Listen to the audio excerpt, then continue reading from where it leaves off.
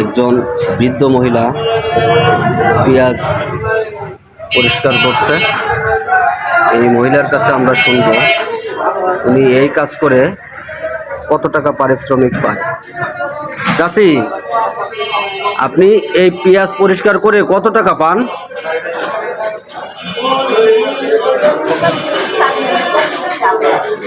আপনার এক বস্তা পরিষ্কার করলে 40 টাকা দেয়, আর এই যেটা কাজ করছেন এটা 30 টাকা দিবে। তো এই কাজ করে কি আপনার সংসার চলে?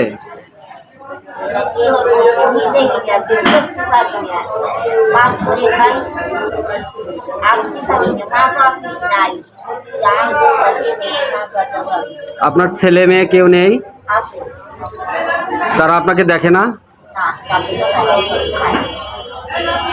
দেখেন প্রিয় বন্ধুরা, এখনো বাংলাদেশে এমনও বৃদ্ধ মানুষ আছে যাদের সন্তানরা পিতামাতাকে দেখে না। তো আমাদের বাংলাদেশের সচ্ছল ব্যক্তি যারা আছেন, সমাজের যেসব মানুষ আছেন, তারা এটুকু চেষ্টা করেন যাতে প্রতিটা সন্তান যেন তাদের পিতামাতাকে গুরুত্ব এবং ভালোবাসা দেয়। তাই বৃদ্ধ বয়সে তাদের পেটের জন্য এভাবে কাজ করে না চলতে হয়। তো আমরা সবাই এমনভাবে চেষ্টা করব যাতে পিতামাতাকে সম্মান ও ভালোবাসা দিয়ে তাদের আগলে রাখে।